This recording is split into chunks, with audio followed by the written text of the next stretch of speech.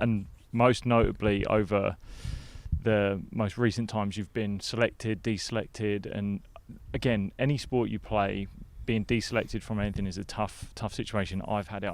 You've been in many different levels of that. Anyone who's listening that's played sport, I'm sure, has at some stage been dropped from a side. What is it for you that allows you to bounce back from it, and where do you go? Obviously, it's a tough situation to be in, but where do you go with it? What are the things you're working on to build yourself out of it? Well, the first question I would always ask is what I need to do to get back. What are the things I want to see? The obvious answer is runs. But you're having those conversations, right? Yeah, you're straight, and like you mentioned about uncomfortable conversations. Yeah, that's one you're having. Yeah, and it's obviously disappointing not to be either selected in a team or not playing, but it's why I'm not selected, or it's what I need to do to get back in. What are the things you want to see? Okay, you need to work on a spin play, or you need to bowl more, and you need working in or your fitness, whatever that is, and then so then you can take that into, if you can take it or you don't want to take it, it's up to you. So, but then I'm always working on my technique. I'm not a finished product, and I don't think I ever will be, and always interested in working on new things and new techniques and talking to people. So for me, it's just keep evolving, and the rest will take care of itself. Obviously, I want runs every time I go out to play. Obviously, they want to see runs every time you play. That was what get you picked in more teams.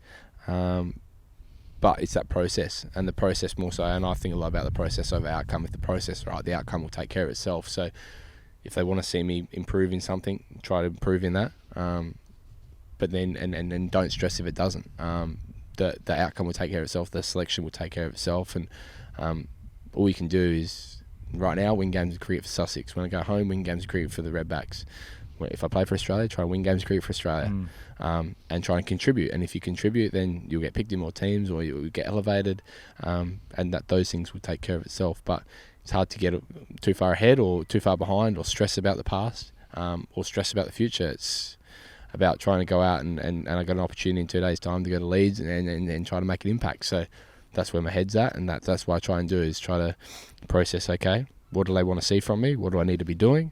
Try and do that at training, try to implement those things, try to keep improving, and then go out and play the game. That's such a nice, level, humble way of dealing with it, I think, as well. And I think just even from the way you're explaining it and talking about it, because I think the one word that wraps around selection is emotion. Yep. Whether you're selected or whether you're deselected, there's going to be emotion in either side of those. So it could be excitement, it could be frustration, it could be anger. But what you've described there just almost pushes emotion to one side and allows you to focus on the thing that ultimately is the most important part, which you said is the process. Yeah, there's no doubt there's going to be emotion in it, and there's times where I've been filthy for a couple of days and don't agree with it, but there's no point kicking the can about it. Like, you work out what you need to do, and then that's how I believe in it. And so it's like, there is emotion, I do care. But as a person, as a cricketer, I try and stay as leveled as I can be. You have moments where you dip with excitement or disappointment, and you have moments when you're in your emotion that you dip or go up, and but you try to balance it out as much as you can and try and see the bigger picture of things.